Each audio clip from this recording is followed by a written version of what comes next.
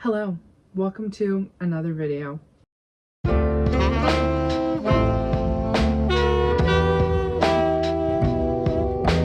Today we're going to be trying something different and fun. I like to gamify things. I have a problem.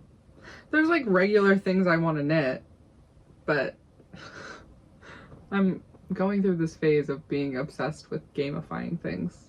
So that's what we're going to do today. Over time, I have acquired a lot of knitting and crochet books. The categories are as follows: a decent chunk of amigurumi crochet books that I bought when I was big into amigurumi. Then there's a chunk of books, knitting and crochet, that I've been gifted by friends and family. For birthdays and holidays, they'll get me knitting and crochet books. And then there's a fun little section of vintage knitting and crochet books that I've picked up while out thrifting, because something about it, I just love it to bits. Have I ever made a vintage pattern? No. Would like to. What most of these books have in common is that I haven't made a pattern from all of them. I've made the most patterns from the crochet amigurumi books because I was doing markets and making toys for my daughter, and I didn't want to keep buying individual patterns off Etsy, which I mean I have done. But I've made most of those because I bought them because I wanted to make them. But I'm a sucker for books, so I'll just buy them all the time. And recently I was thinking that why do I own these books if I've never made anything from them? So I thought it'd be fun to spin for a book. I did make two wheels. One is crochet and one is knitting. Because I have so many books, I had to divide them up. There's a couple books that are on both. Some books just include knitting and crochet, so I put them on both wheels. And then some books are not actually for knitting or crochet. They're for like needlepoint work or embroidery. And they have a lot of grids in them, so I bought them to use for knitting and crochet for color work purposes. So I put them on both because I could use them for either. I'm not sure how I'm going to decide if I'm going to spin the knitting wheel or the crochet wheel. I might just do it every other video switch, but we're going to start with knitting because in every stash video I keep getting crochet, so we have to balance it a little bit. I'm spinning the knitting wheel, and then I'll talk a little bit about whatever book I've spun for. Okay, I'll spin for the book. I'll talk about the book a little bit, like the publishing date and where I got it. Love publishing date info. And any other little tidbits. And then I'll look through the book, select a pattern, and make it. And I'll keep track of the yarn usage for that pattern, because how fun. If you don't know, I'm also doing a yarn stash roulette video series. I'll put the link up here for the first one. And I've been weighing and cataloging yarn shelf and colors just as they get rolled in the series. So I haven't cataloged all my yarn. I've only cataloged 5 shelves. So I do have a total number of yarn in my stash so far, but it's not everything. I'll give you that number. So far, my stash total is 10,669 grams for 5 shelves. And there's 21 shelves total. And also other bits and bobs. And yarn shoved in the closet and whatever. Okay, let's get to spinning. Look at me full screen. She's learning.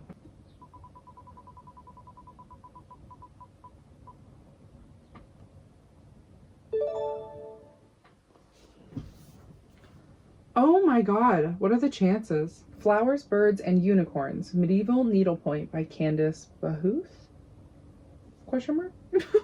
I found this book in a secondhand bookstore. I bought it because there's another YouTuber on here named Shy? Her channel name is like Shy. I'll put a link to her channel in the description because I love her. I'm obsessed with her. She does a lot of costuming, like medieval costuming. I'm not in this world, so I'm not using the correct terminology, but like for Ren fairs and other events, she's made several dresses completely by hand using techniques and materials that would be used back in the 19th, 18th century, 19th century, 18th century, for the time period that those garments would have been worn. I don't really know what I'm talking about because I am not there. I don't have that skill level and I'm just not there in my journey, okay? It sounds really cool. Love to watch. Haven't participated. Anyways, she has this book and I saw it in the thrift store and I bought it because she has it. That's why I bought it. Oh, cute. There's a little note in here with the name of whoever owned this before. Wow, this is interesting. Wow, and there's a insert for like revisions to this edition where some things have been misprinted. That's cool. This book was published in 1993. Incredible. So it's my understanding that this book has taken photos and artwork of medieval things and then transcribed them into a chart that can be needle pointed. So it's like pixel grids. So some look like this. So it'll have pictures of the original artwork, medieval tapestries or vases or paintings or whatever. And it takes inspiration from those sources and then creates a needlepoint pixel grid that you can use to do your own tapestry. Slay. So interesting. This book is fascinating. I love the concept of taking original source material like artwork and then turning it into an accessible fiber art. This is crazy. This book is crazy. So anyways, I'm gonna have to look through here. Obviously this gives me a really good opportunity to actually read these books. Most of the time I skim through them to see if I like them and then I buy them and then they go on the shelf and I don't actually get the opportunity to peruse through the pages. So I'm going to deep dive into this book and then I'll be back. Okay. This book is so interesting. There are 4 sections in this book. The first one is Birds and Beasts, then Enchanted Garden, Symbols and Patterns, and then finally some like techniques stuff. Needlepoint techniques, yarn conversion chart, index, that sort of thing. So interesting. It talks a lot about how symbolic medieval art was and how that gets lost nowadays because we don't have the same sort of context and also comprehension of those things or critical thinking. So we don't know that everything is symbolic and then therefore we don't know what the pieces are symbolizing, kind of. I'll read a couple excerpts. In the Middle Ages, the lovely, gentle, sorrowful unicorn, with its almost spiritual nature, was thought to have the magical quality of repelling poison with his straight and spiraled horn. The medieval world delighted in a mixture of themes, juxtaposing the sacred with the profane in allegorical paintings and tapestries, which described virtues most needed in the everyday world and the next. So the god of erotic love and the god of heaven were not incompatible. In the same way, the unicorn, with his creamy body and benevolent nature, was mainly the symbol for purity in Christ, but also for the lover. So interesting. They were obsessed with, like, the hunt, symbolizing the hunt. One of the most important themes in medieval art was the hunt, which signified the wildness and abundance of nature and the courtly rituals of love. It's just really interesting to read about what these things symbolized. Even the common hunting animals had symbolic meanings in art and literature. An animal could be a symbol of power and authority, as with the stag, of chastity, as with the female white hart, or of sexuality, as with the fox. Every forest animal played a role in the story of this allegorical hunt or chase. The swan stood for good luck, the leopard for deviousness, dogs for fidelity, the peacock for pride, the young partridge for truth, the owl for wisdom, birds and butterflies for the psyche or soul, and rabbits for fecundity. Fecundity? What does that mean? Fecundity. Okay, Merriam-Webster. It means the quality or the power of producing fruit, especially in abundance, like fruitfulness, richness of imagination or invention, the power of producing offspring, especially in large numbers, power or quality of increasing rapidly in number or quantity. Fecundity. Rabbits, that makes sense. Even the hounds were endowed with simple virtues of beauty, kindness, and gentleness.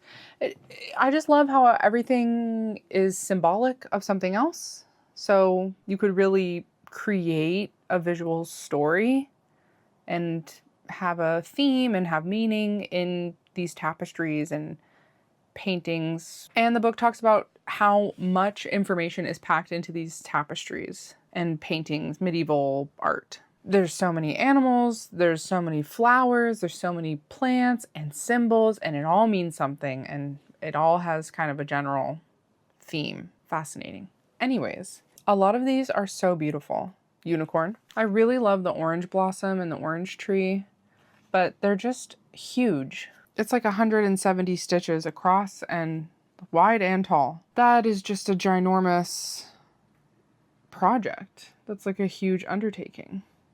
And I would love to do one day, but not today. Okay, so the project I've decided to do the playing card cushion. It talks about how the first type of cards that were invented were tarot cards and that they were printed on.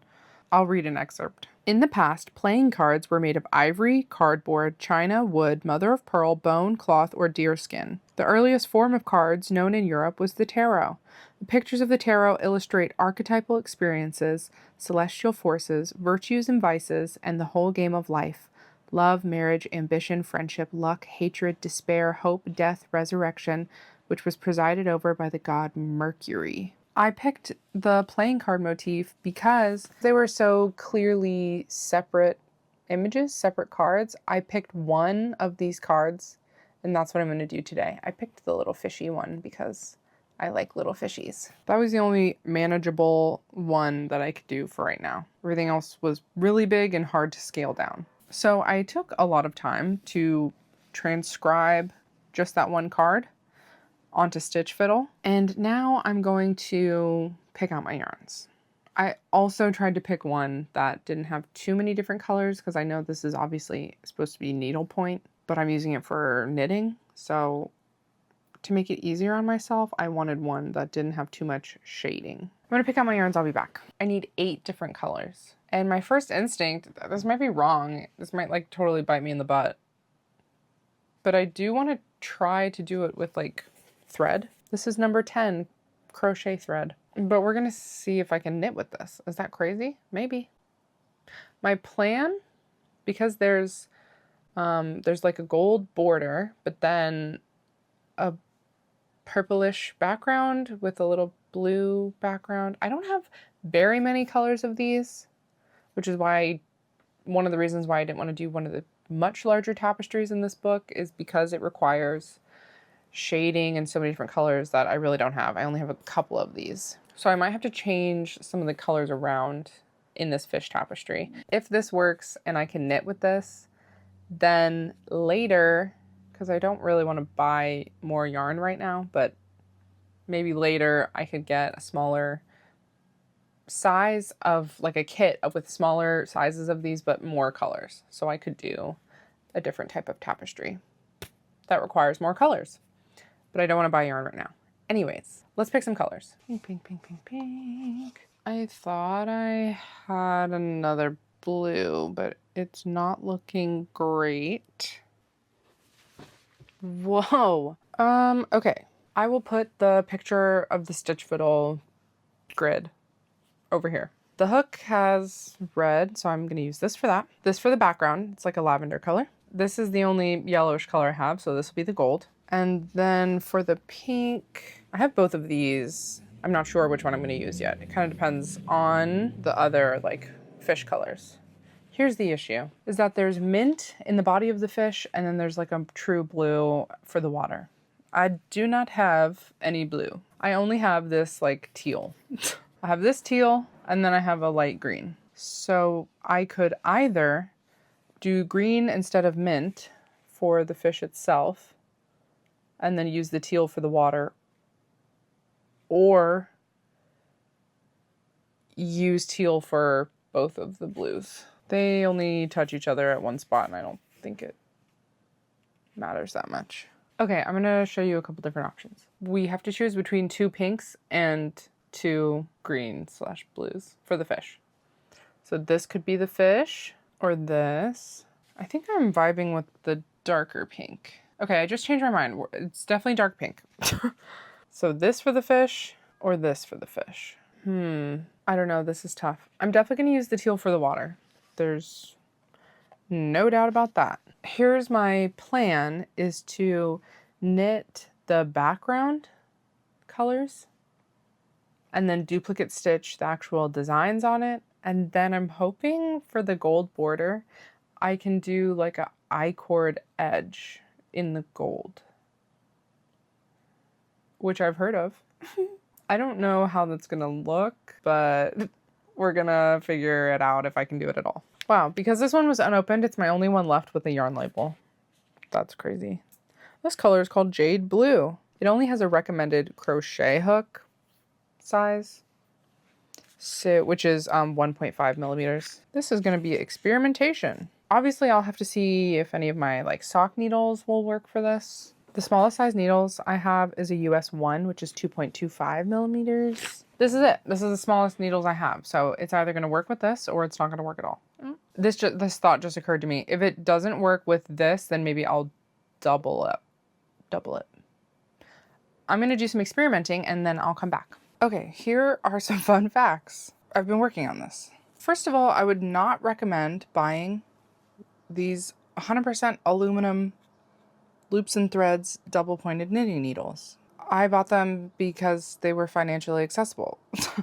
Maybe it's just me, and maybe it's just because these are a US 1 and they're really skinny, but they are like clay. They are so bendy. And then the tips are, first of all, they start out blunt, and second of all, they're just like mushy as you work with them. I am fucking these tips up, y'all. So in reality, I need to probably invest in some either bamboo or like stainless steel, maybe. I don't know. These have been a little bit irritating. I finished knitting the background. Originally, I had started knitting this just single strand, and I liked the fabric, but I like my tapestry fabrics a little denser. I like them to be pretty thick. I ripped it out. I was only like a couple rows into the purple. It wasn't that devastating. I was able to count how many rows of purple I had done already and then multiply that by 5. So I had done 8 rows. I needed 40, so I multiplied that after I ripped it out, that length. Then I multiplied that by 5 because these are spirals. They're, I don't know if cone is the right word. Spools. They're spools. You can't work from both ends. So I had to pull out the length that I needed, cut it, and then hold it double like that. It was actually very helpful that I had made a swatch, if you will, and then I could figure out how much yarn to pull out, or thread, how much crochet thread to pull out. So that was really helpful. And then I held double, and I liked that fabric for this tapestry much better. Now I'm working on the I-cord edge. It's rolling, obviously, but this is done with a single strand, and I was hoping I could get away with that because I have no idea how much thread to pull out and cut so then I could hold it double. So I was like, maybe a single strand is good. Remember, friends, an I-cord edge is not a 1-to-1 pickup ratio on the vertical edge. I Googled it because I've already done this edge before. And then I Googled it and they were like, I don't know, maybe it's 2 to 3. And I was like, okay, maybe it's 2 to 3. And not loving it either. So the bad news is that I'm going to rip this I-cord edge out and redo it and try to actually figure out what the pickup ratio is. I don't know. But the good news is that I've done a short edge and a long edge. So then once I rip this out, and I mean a little extra over here. Anyways, once I rip this out, I'll multiply it by 2 and then I'll be able to cut it and then hold it double. I have figured out how much yarn I will need to make it around 2 out of 4 edges, but sadly I have to redo this. Which is so sad because it's so fiddly. But anyways, after I do this I-cord edge, then I can move on to duplicate stitching the little fishies on top, which I'm hoping I can do with a single strand. Otherwise, I'll have to do it with 2 strands, obviously.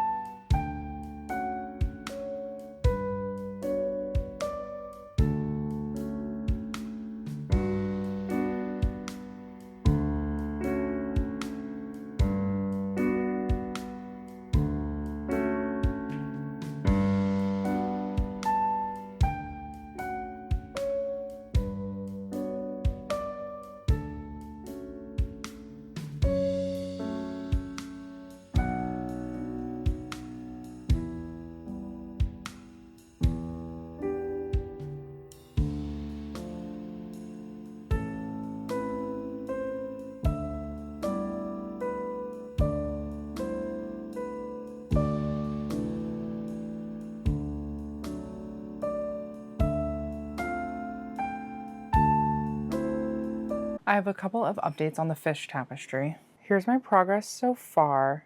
I ran out of light blue right at the top, so I have a couple more stitches. And then that fish will be totally done, and then I have to do this fish on this side. Couple notes. I know that I told you that I didn't have any mint crochet thread, and that's true. But the mint was just so appealing to me. I can't really explain it, but none of the other colors looked good. I was considering using the teal instead of the mint, or this green, and then I knew I had another one. I cleaned and I found it. This is the other one I found. However, none of them looked good with the yellow in the fish motif. I played around with changing the colors in Stitch Fiddle because it's actually so handy. If you change the color icon, it will also change everywhere you've used that color in the graph. It'll change it automatically. So it was mint, and then I tried green, I tried teal, I tried all the colors, purple, I tried every white, tried every color that I have. Didn't like any of them as much as I really liked the teal. So I did something crazy, which I want to do. Oh, this is my book. I did something crazy. I found this yarn it's out of frame, but there's a scrap jar on this shelf, and I found this in there. Does this belong on the mint shelf? Yeah, it does. I don't know what it was doing in there.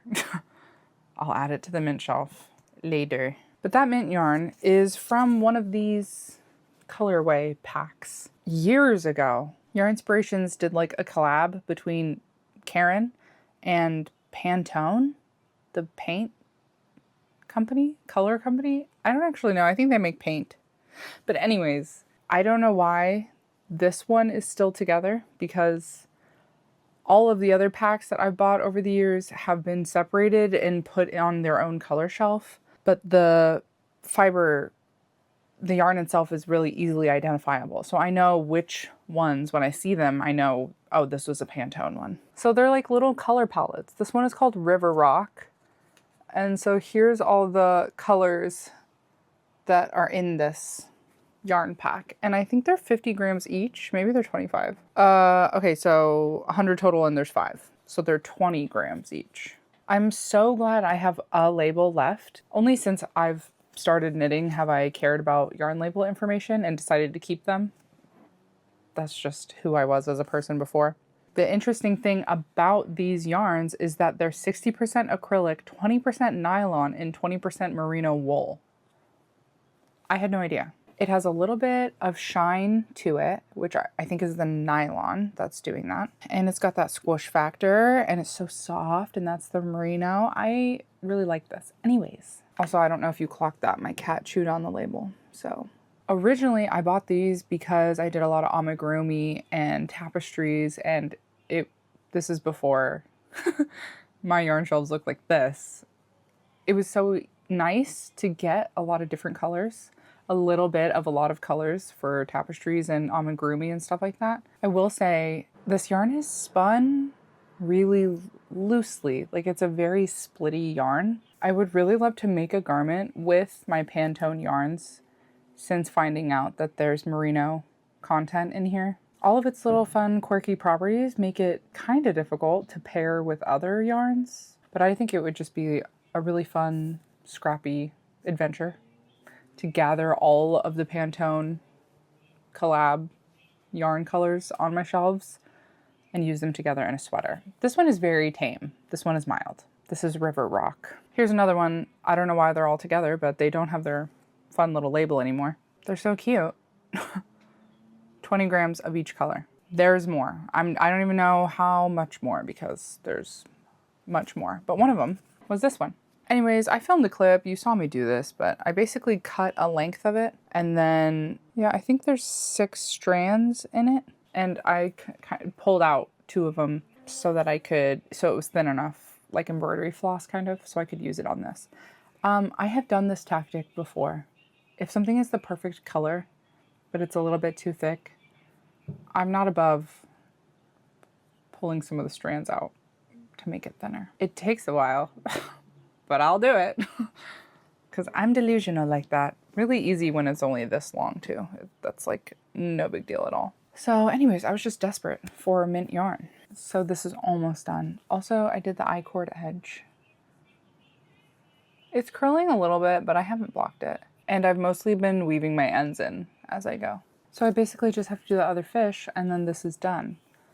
I was also thinking it's the perfect coaster size because I don't know what I'm going to do with this after. I think to help it not curl so much, obviously I'm going to block it, but also this is another crochet tapestry coaster that I made, and delusionally it does have some coffee stains on it, so ignore that. But I did also split this yarn in half for all of this because I didn't want it to be too big. So, like I said, I've done it before and I'll do it again. This is a coaster. I cut out a piece of felt and blanket stitched it all the way around the edges onto this so that it wouldn't curl and it would be a nice stiff little coaster. I think I'm going to do the same thing to this one, which it's a little bit smaller, but this is pretty big for a coaster. Regardless, I think I'm going to put a piece of felt backing on this so that it's a little bit stiffer. So I have to do that too. So finish the fish, put the felt on. That's where I am right now.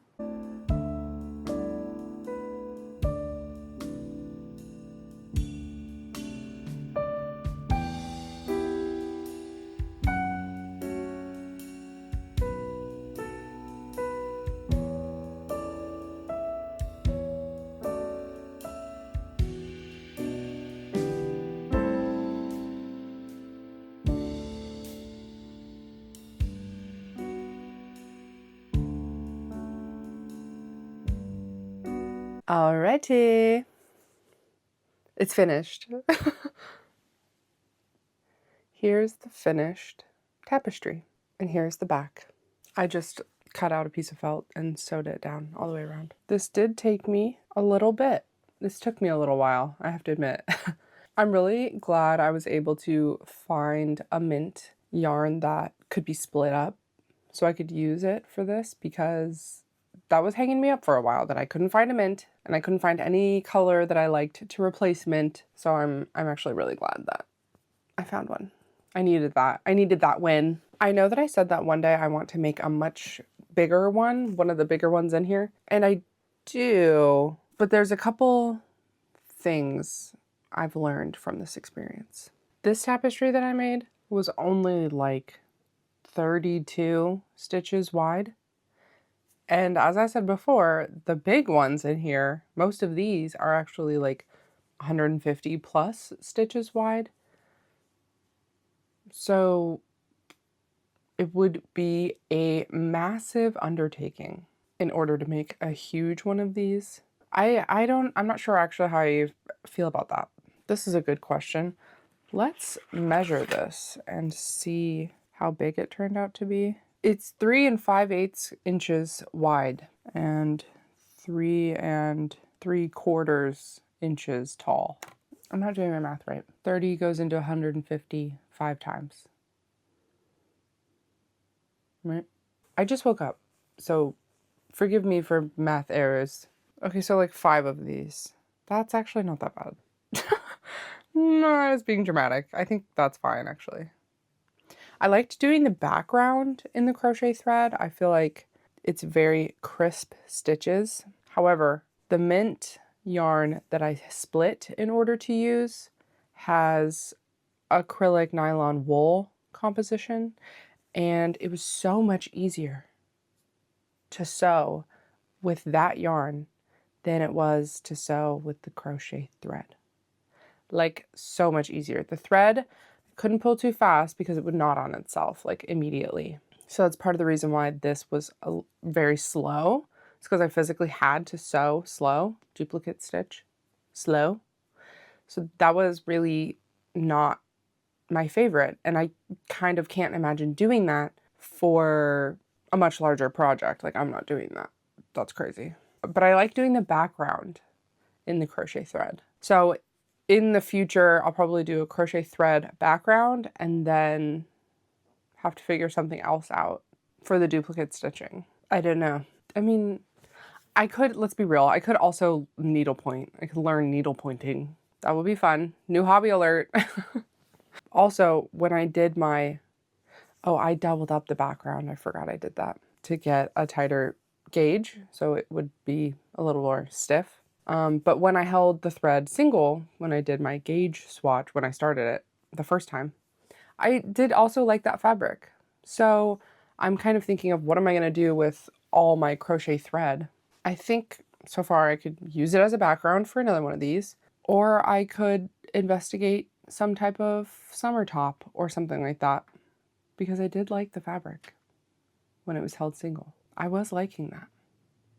So I think there's options. I would just have to double check how much meterage is actually in these spools of crochet thread, because I don't know, and some of them are used, so it would be less than whatever they came with anyways. In total, this project used 11 grams of yarn thread. All the background and the I-cord and all the duplicate stitching, I did it all, and then I weighed it before I put the felt on the back, and it was 11 grams. So that's what I'm counting as out of my stash, is the total 11 grams it took to make this project. That was much easier than trying to keep track of every single little color. Someone had left a comment in one of my other videos that, but if you weigh the project after you put the eyes and the stuffing, and it won't be an accurate representation of how much yarn yeah, that's true, girl. That's a good point. And I think it's my own fault for like not showing in frame that I was only weighing the yarn. When I'm good, I weigh the yarn, each color, each yarn I use for one project, I weigh the yarn before, and I weigh the yarn after the project. The difference is how much yarn I used. When I'm mid, I just weigh the project before anything else gets added. Like, I did not add the felt before I weighed this. When I'm bad, I don't weigh shit at all, and I just use it. So, not to worry. We're either getting total yarn usage or individual yarn usage or zero usage, but we're not getting inaccurate yarn usage, hopefully. So don't worry about that. I'm really glad I rolled this book, Flowers, Birds, and Unicorns, Medieval Needlepoint by Candace Bahouth. Glad I rolled this, because it was so fascinating to read. I love the concept, and it has a lot of really beautiful charts in it. So the last part of this challenge, which I didn't warn you about, was at the end I was going to make a decision on whether or not I was going to keep whatever book I rolled. And I'm going to keep this one. I'm on the fence about it because I'm not a needle pointer. I don't know like when I'll make another one of these. However, I have faith that I will. Obviously I'm intimidated by the size, but I'm gonna put like a 2-year time limit on this book. And if I don't pick it up and peruse through it again in 2 years, then I'll get rid of it. So I'm gonna keep it. The thing I forgot to say, I tried to go to Shai's channel and find what video she talked about that book in. Could not. Could not hack into the mainframe. No idea which video it was. But I did want to say that my favorite videos of hers to watch is when she does 24-hour challenges. She'll set a timer for 24 hours, and then she doesn't work for 24 hours straight, but she works on a lot of different projects until that 24-hour time frame is over. I hope that makes sense. Anyways, those are my favorite videos of hers to watch, so I'll make sure to link one of those videos as well. Thank you so much for humoring me with this spin for book situation. I hope it was entertaining to watch. I'm very curious to see what book we spin for next. The next video we do for this is supposed to be crochet, so we'll see how that goes. It's definitely almost definitely 75–80% going to be amigurumi, so stay tuned for that. You know my daughter's big into dragons right now, so fingers crossed we get a dragon book. All right, well, I'll catch you in the next one. Thanks for watching.